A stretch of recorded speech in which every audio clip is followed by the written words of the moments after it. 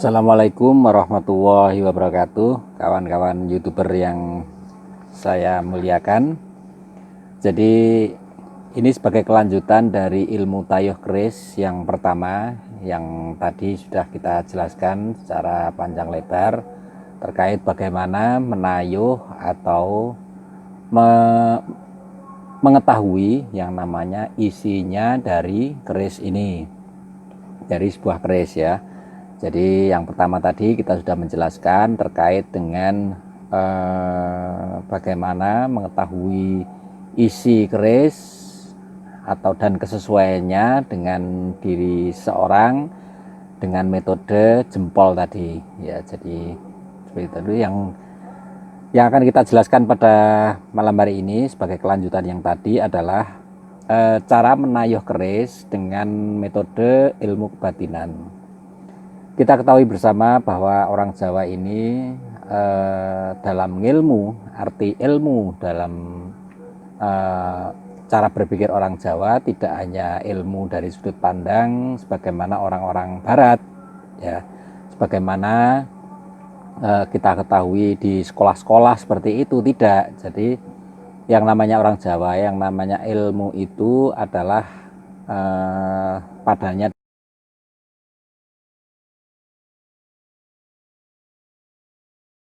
alat pengetahuan yang ada di dalam diri manusia. Salah satu pengetahuan itu kalau orang barat ya, ilmu-ilmu barat sebagaimana kita diajarkan di sekolah-sekolah umum dan sebagainya itu ya, itu ilmu itu adalah penalaran dengan menggunakan logika, penalaran dengan menggunakan pikiran.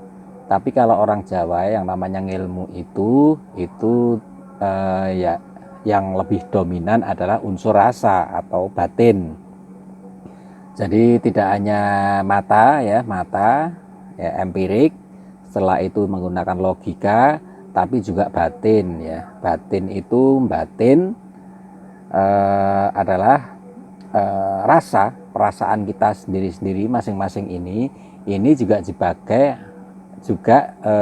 alat untuk memahami, untuk mengetahui segala sesuatu. Jadi kalau orang Jawa mengatakan ngilmu itu, ada istilah ngilmu itu kalakone kantilaku. Ilmu itu akan bisa yang namanya dipahami, akan bisa dijalankan kalau juga dengan perbuatan. Nah, dengan perbuatan yang seperti apa? Dengan perbuatan baik, dengan perbuatan yang menggunakan rasa atau batin ya. Terkait dengan cara menayuh keris dengan ilmu kebatinan Jawa, ini ada satu mantra yang bisa dimanfaatkan untuk menayuh atau cara untuk memahami isi dan kesesuaiannya dengan diri kita. Salah satu mantra Jawa yang biasanya digunakan untuk menayuh keris yaitu, silakan disimak dan juga bisa dipraktekkan nanti di rumah kalau Anda kebetulan memiliki pusaka, baik itu tombak atau keris ya. Bunyinya seperti ini ya. Nur cahyo adiroso roso sejati, tinampanan podo roso, roso putih talining sukmo, sukmo putih talining urip, sira sun sraya temonono daya linangkung kang sejati, purosani tosan aji dak jaluk jawabanira, saka kersaning Gusti la ilaha illallah Muhammadur Rasulullah. Ini adalah mantra yang kita pergunakan untuk menayuh keris. Adapun tata caranya, kita bersuci dulu ya. Kalau orang Islam wudhu barangkali seperti itu.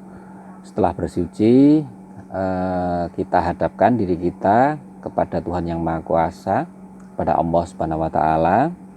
Setelah itu baca doa ini tadi, mantra ini tadi ya, Nur Cahyo Adiroso Roso Sejati ini tadi. Selanjutnya adalah jenengan pegang kerisnya, dipegang kerisnya seperti ini ya, dipegang kerisnya. Setelah itu di mata terpejam, fokuskan, bayangkan apa yang ada di depan Anda ini memasuki tubuh Anda ya. Jadi dulu pernah kita sampaikan ya, ada 3 hal ya yang bekerjanya yang namanya ilmu itu adalah visualisasi, afirmasi, sama sugesti. Nah, dalam hal ini kita adalah memvisualisasikan yang namanya keris di depan kita ini masuk ke dalam diri kita ya. Kita visualisasikan saja, jadi kita taruh di depan kita ya. Setelah itu kita rasakan, masukkan ke dalam diri kita. Setelah itu rasakan ujung dari keris ini itu menyentuh ubun-ubun kita. Jadi perasaannya seperti itu ya. Keris ini kita pakai sebagai simbol dari lurusnya niat kita, hidup kita untuk senantiasa menembah kepada Allah Subhanahu wa taala, senantiasa beribadah kepada Allah Subhanahu wa taala. Kita masukkan dalam diri kita gitu. Ini kita visualisasikan seperti itu ya. Selanjutnya adalah kita rasakan kira-kira keris ini cocoknya untuk apa, kira-kira keris ini cocoknya untuk apa, dan juga ada yang mengatakan bahwa keris nanti akan berbicara dengan sendirinya, kira-kira begitu. Jadi gampangannya nanti kita akan mendapatkan bisikan terkait dengan apa yang dimaui oleh keris ini.